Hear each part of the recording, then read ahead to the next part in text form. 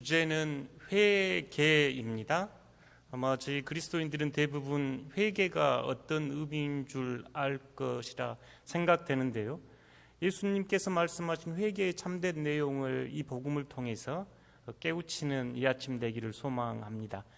예수님의 첫 육성 복음의 선포는 마가복음 1장 15절에서 때가 찼습니다. 하나님 나라가 가까웠습니다. 회개하십시오. 그리고 복음을 믿으십시오. 이게 예수님이 이제 첫 말씀입니다. 첫 말씀에서도 하나님 나라, 회개, 복음, 믿음 중요한 말씀을 하셨고요. 예수님께서 이 땅에 오신 이유를 설명하는 누가복음 5장 말씀에서도 내가 이 땅에 온 것은 인자를, 의인을 구원하러 온 것이 아니라 죄인을 회개시키러 왔노라 하셨던 말씀입니다. 그러니까 예수님께서 첫 말씀도 그러시고 예수님의 사역의 본질도 회개가 있음을 저희가 알 수 있습니다. 여러분이 생각하는 회개를 뛰어넘어서 주님께서 말씀하시는 회개를 깨닫고 회개의 삶으로 초대받는 이 아침 되기를 소망합니다. 복음의 내용으로 들어가 보겠습니다. 예수님께서 계실 때 두어 사람이 와서 예수님께 말씀을 합니다. 예수님, 긴급 뉴스입니다. 저기 예루살렘 성전에 갈릴리 사람들이 제사를 지내러 제물과 함께 올라갔는데 빌라도가 갈릴리 사람들과 제물을 함께 죽여버렸습니다. 끔찍한 뉴스지요. 마치 성탄절에 예배당에 난입을 해서 예배드리는 사람을 죽인 것과 같습니다. 끔찍한 일이 벌어졌습니다. 빌라도는 그 유대 총독이었고 빌라도의 그 악행들은 종종 역사가들을 통해 전해지는데요. 빌라도는 이 팔레스타인 그 당시 이스라엘을 통치하면서 이스라엘의 자존심, 이 예루살렘 성전을 철저히 무시하는 정책을 쓴 것으로 보여집니다. 그가 입성할 때 로마 군기를 가지고 들어왔을 뿐만 아니라 이방 신전들의 상징물들을 함께 가지고 들어와서 저항을 하기도 했고 사마리아인들이 그리심산에서 예배를 드릴 때 그들을 도륙했던 사건 등을 보면 이 빌라도의 통치는 매우 악했던 것으로 보입니다. 그런데 이 사람들이 그 사건을 물으면서 그때 죽임당한 갈릴리 사람들은 도대체 왜 죽었습니까? 묻는 거죠. 주님, 그들은 죄가 많아서 죽었습니까? 왜 죽었습니까? 하고 묻습니다. 이에 대한 대답이 이제 예수님께서 3절에서 5절에서 하신 말씀이고 4절에서는 다른 이야기를 하나 더 하시면서 여러분은 그 사람들이 죄가 더 많아서 죽었다고 생각하십니까? 하면서 실로암 망대가 무너져서 18명이 죽은 사건이 있습니다 하고 아마 그들이 모두 아는 다른 사건 하나를 이야기합니다. 예루살렘은 높은 산에 있는 성이어서 가장 중요한 게 늘 물 문제였는데요. 물이 없어서 늘 문제가 되고 통치자들은 이 물 문제를 풀기 위해서 구약 때부터 애를 쓴 이 도시가 예루살렘입니다. 성전은 점점 커지고 많은 사람이 거주하다 보니 수로 정책이 필요했겠지요. 이 예루살렘은 저쪽 기혼이라고 하는 샘에서 물길을 끌어다가 실로암 연못이 요즘 같으면 저수 탱크 같은 역할을 한 겁니다. 물길을 끌어다가 지금 이 실로암 연못을 그러니 당시 빌라도 총독이 이 물 문제를 해결하기 위해서 지금 실로암 연못 저수 탱크를 늘리는 공사를 한 겁니다. 큰 공사죠. 이때 빌라도는 재정이 필요했을 때 예루살렘 성전의 재정을 갖다 쓴 것으로 알려졌고 그것에 대해서 갈릴리 사람들이 저항했다고 이야기합니다. 그래서 저항했던 그 사람들을 도륙해버린 거죠. 두 사건이 연결이 되어 있습니다. 이 실로암 저수지를 확장 공사하면서 망대를 쌓고 공사를 하는데 망대가 무너져 그 아래 18사람이 죽은 겁니다. 상당히 심각한 문제죠. 예루살렘 성전에 제사 드리러 갔다가 빌라도에게 죽고 또 실로암 망대 밑에 있다가 18명이 죽었습니다. 그래서 이제 예수님께서 이 말씀을 우리들에게 들려주시면서 초대하는 자리가 회개인데요. 3절과 5절의 내용이 똑같습니다. 함께 읽어보겠습니다. 너희에게 이르노니 아니라 너희도 만일 회개하지 아니하면 다 이와 같이 망하리라. 아멘. 예수님께서 말씀하시면서 여러분들은 갈릴리 사람들 그리고 실로암 망대 밑에서 사고로 죽은 사람들이 여러분보다 죄가 더 많아서 그들이 죄 때문에 죽었다고 생각하는데 아닙니다. 여러분도 회개하지 않으면 똑같이 망할 겁니다.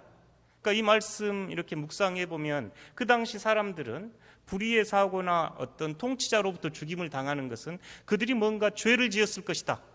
한자로 상선벌악 이러는데요. 착한 일을 하면 상을 주고 나쁜 일을 하면 벌을 받았을 건데 그 사람들이 여러분이 알지 못하는 어떤 죄를 지었기 때문에 그들이 벌을 받은 거다. 여러분 그렇게 이야기하는데 예수님은 그 해석을 거절하고 그 해석을 넘어서 여러분도 다 같이 회개하지 않으면 다 망할 겁니다 하고 오히려 그 말씀을 듣고 있는 청중들을 초대하면서 밖에서 사고 나서 어떤 통치자에 의해서 죽은 것에 관심 기울이기보다 여러분 내면을 들여다보고 여러분의 삶을 바라보면서 회개하셔야 합니다 하고 오히려 초대하는 말씀입니다. 그래서 3절과 5절에서 똑같은 말씀으로 예수님께서는 회개하지 않으면 다 같이 망할 겁니다. 2절에서 5절에 가장 많이 쓰이는 단어가 다, 같이, 헬라어로는 다 한 단어인데 한글로 번역하면서 다 또는 같이 이렇게 번역했는데요. 이 말씀 안에는 특별히 너나 악인이나 의인이나 이런 구분을 떠나서 우리 모두 회개로 초대받고 회개의 삶을 살아야 합니다 라고 지금 초대하고 있는 장면입니다. 여기까지는 따라와 보기가 쉽습니다. 예수님께서 예루살렘 성전에서 있었던 끔찍한 일, 또 망대가 무너져서 사람들 많이 죽은 일이 정치적으로 사회적으로 어떤 의미가 있다라고 말씀하는 대신에 오히려 여러분 회개해야 합니다. 여러분 회개해야 합니다. 회개하지 않으면 여러분도 다 같이 망할 겁니다 하고 회개로 초대하는 말씀입니다. 그러면 저희들이 질문을 하게 됩니다. 회개가 뭘까? 진정한 회개는 뭘까?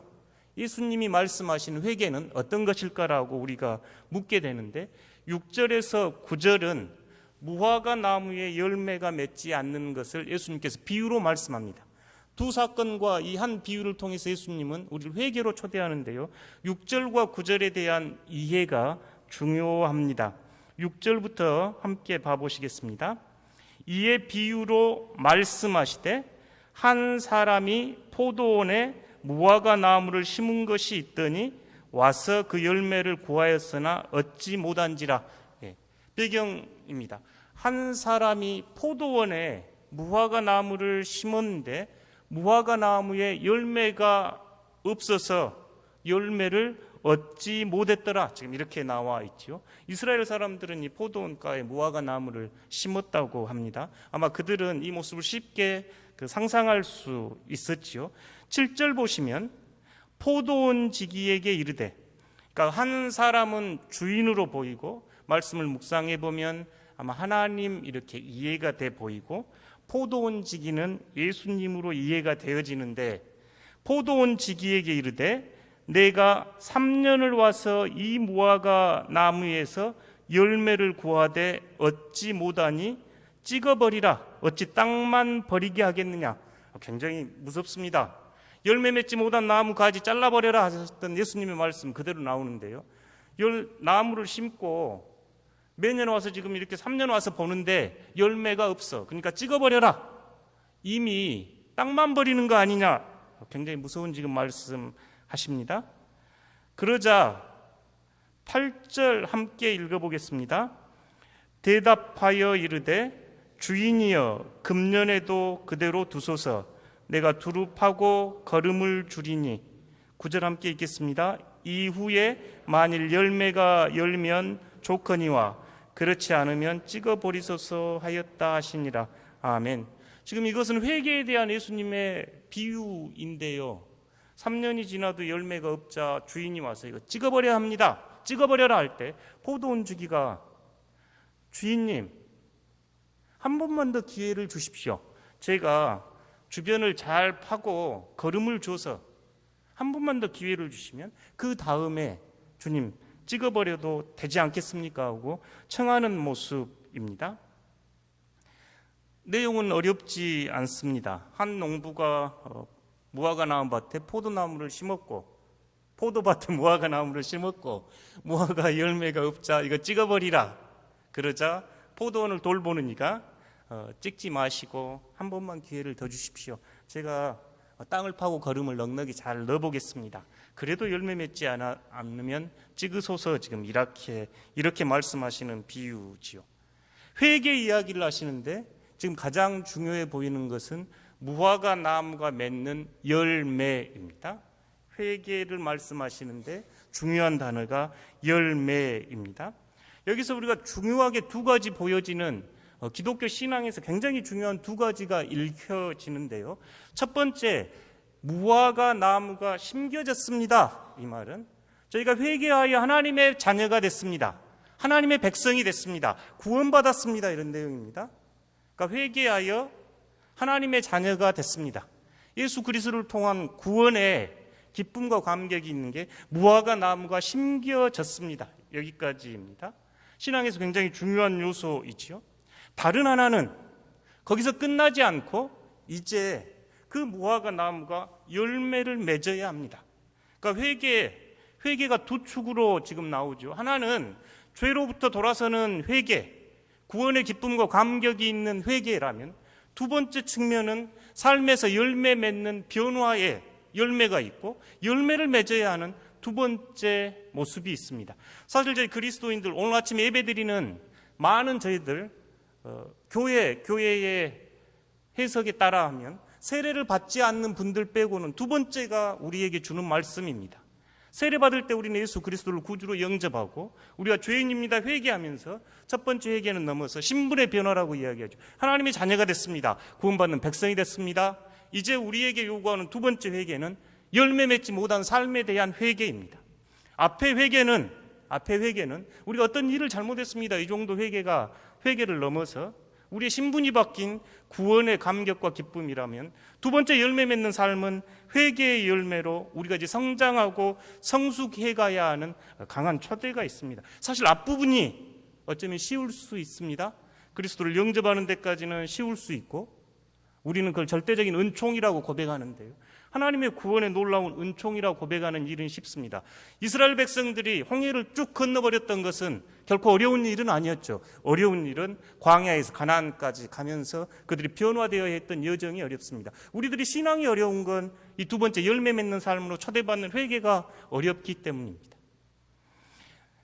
저희 개신교 개혁교회 전통에서 아주 중요한 그 성도들을 가르치는 교리문답이라고 하는 게 있습니다. 요리문답이라고도 하고 교리문답이라고도 하고, 그래서 세례받을 때 이 책들로 교육을 하는데요. 하이델베르크 교리문답의 제88 문제가 참다운 회개, 저희 종교개혁가들은 회개하고 영어로는 repentance하고 회심, 컨버전을 거의 동의어로 사용했습니다. 그러니까 회개하다, 회심하다 이 단어를 동의어로 썼는데요. 참다운 회개 또는 회심에는 몇 가지가 있습니까? 여러분 한번 읽어주시겠습니까?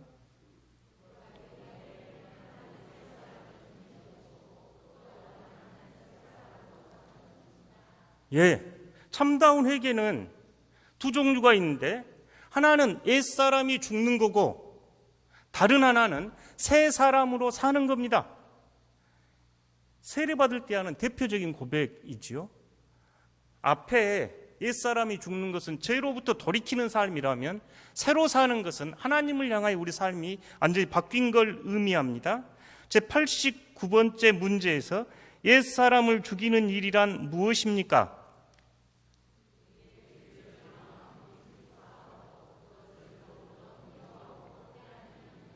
당연한 일입니다. 하나님을 사랑하는 이들이, 새롭게 변화된 신분에 따라 사는 이들이 죄를 지을 때 가슴을 치면서 통회하고 그 죄를 미워하고 죄를 피해야 한다고 가르치고, 이것이 옛사람이 죽는 회개, 저희들이 익숙한 회개입니다. 지금도 기도나 예배 시간에 아니면 종종 스스로도 가슴을 치면서 하는 회개는 옛사람이 죽는 회개이지요. 90번째 문제, 새 사람으로 산다는 것은 무엇입니까?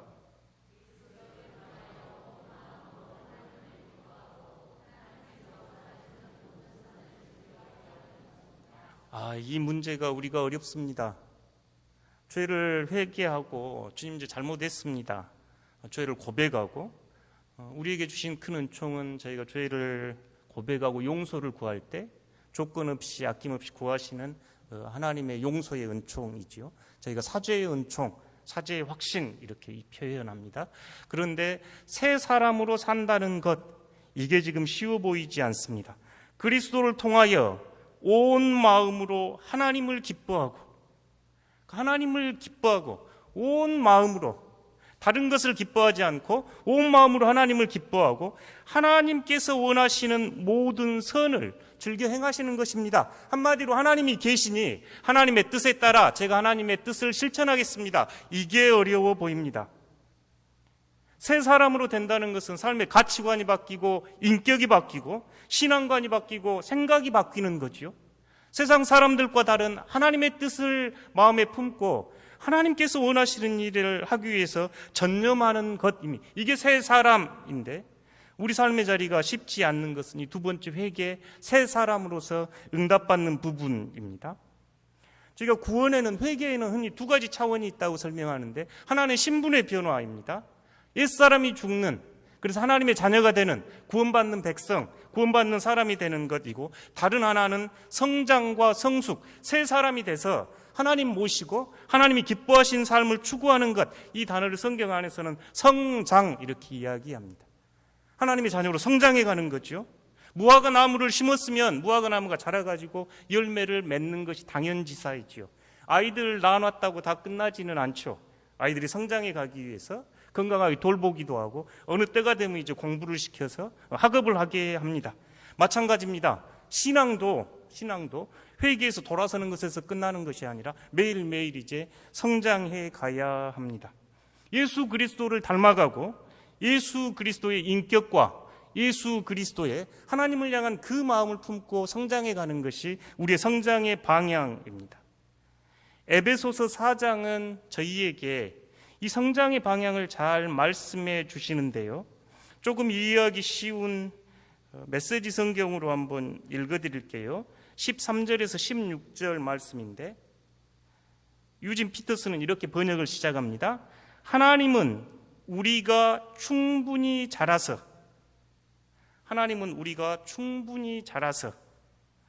간단한 영어니까 조금 해보면요, God wants us to grow up 이렇게 써놨습니다. 하나님은 여러분이 쑥쑥 자라기를 원하십니다. 모든 면에서 그리스도처럼 온전한 진리를 알고 사랑으로 그 진리를 말하기를 바라십니다. 모든 진리를 예수님처럼 알고 사랑으로 그 진리를 예수님처럼 선포하게 하는 것을 원합니다. 16절에 우리 성경에는, 우리 지금 쓰는 개역개정판 성경에는 오직 사랑 안에서 참된 것을 하여 범사에 그에게까지 자랄지라. 그러니까 회개에서 변화돼서 이제 성장해 가는데 목표는 예수님까지 자라가라 이렇게 이야기합니다. 히브리서 6장 1절 보시면, 그러므로 유준 피터슨의 번역입니다. 유치원생 수준으로 그리스도를 그리는 데서 벗어나 멋진 작품을 만드십시오. 그리스도 안에서 무럭무럭 자라가십시오. 조금 다르게 번역한 성경에서는 그리스도교에 관한 초보 교리를 떠나 성숙한 경지로 나아가야 합니다. 영어 번역은 단순하게 grow up in Christ 이렇게 써놨습니다. 예수 그리스도 안에서 자라가십시오. 베드로후서 3장 18절 이 말씀을 좋아하는데요. 베드로를 보면 생각할 게 많은데, 베드로의 이제 베드로후서는 베드로 유언 같은 말씀으로 읽어지는데, 베드로후서가 이제 가장 마지막 말씀이 베드로 영어 성경으로 보면 첫 단어가 명령문으로 grow 이렇게 자라가라. 은혜와 이해 안에서 예수 그리스도 우리 주 구원자 이렇게 쓰여 있습니다. 그러니까 우리가 쉽게 번역하면 예수 그리스도의 은혜와 그를 아는 지식에서 자라가라. 그러니까 베드로는 끊임이 성장했던 사람으로 보여집니다. 자라가라라고 이야기합니다. 사실 자라가는 것은 시련과 고통과 도전 속에서 성장이 있지요. 대추, 그 장석주 시인의 대추, 아직 인용할 때가 못 됐습니다만, 대추 한 알이 열리기 위해서 그 안에 뜨거운 땡볕이며 태풍 번개며 밤이며 낮이며 얼마나 있었겠는가요? 마찬가지지요. 신앙인으로서 점점 성장해 가서 그리스도에게까지 자라가는 것은 고통과 시련과 아픔 속에서도 성장해 가는 겁니다. 회개, 우리가 흔히 주님 앞에 회개합니다, 우리 죄를 회개합니다 이럴 때 과거에 했던 어떤 것을 잘못했습니다고 용서를 비는 것은 믿져야 번전입니다. 그거 안 해야 될 일이거든요. 더 중요한 회개는 성장해 가는 겁니다. 그리스도 안에서 성장해 가서 그리스도에게까지 이르라, 지금 이렇게 이야기하는 거죠. 미국의 그 유명한 부흥사 빌리 선데이 목사님이 계십니다. 유명한 그 시카고에 있는 프로 야구단 야구 선수였습니다. 아주 유명한 야구 선수가 이제 그 예수 그리스도를 영접하고 신학 공부를 하고 이제 목회자가 목사님이 되셔서 장로교 목사님이 되셨는데, 그 요새도 지금 저희들이 그 따라하는 게 이제 이분이 원조가 있습니다. 이 빌리 선데이 목사님, 굉장히 유명한 목사님인데, 지금 그 왼쪽에 보이는 모습은 그 당시에 이렇게 그 집회를 하면, 부흥회를 하면 이런 건물 안에서 했던 게 아니라 건물이 없을 때여서 텐트를 치고 텐트 집회를 하는 거죠. 그 안에 가운데 보면 톱밥을 깔아놓은 겁니다. 텐트 안에가 비가 오면 찌럭찌럭하기도 하고, 또 뭐 안에 습도 조절도 하고, 또 앞으로 나올 때 조용히 나올 수 있어서 여러 가지 장점이 있었다고 하네요. 그 가운데가 그래서 톱밥길입니다. 이 빌리 선데이 목사님은 유명한 부흥 강사고 많은 사람들을 이렇게 회심으로 초대했던 유명한 강사님인데, 저분께서 이제 집회가 끝나갈 때면 이제 예수 그리스도를 영접하고 자신의 죄를 회개한 사람은 앞으로 나오십시오 하고, 지금도 가끔 저희가 집회할 때 앞으로 나와서 뭐 기도도 해주고 막 이분이 시작한 겁니다. 영어 표현 중에 톱밥길을 걷다 이런 표현이 있습니다.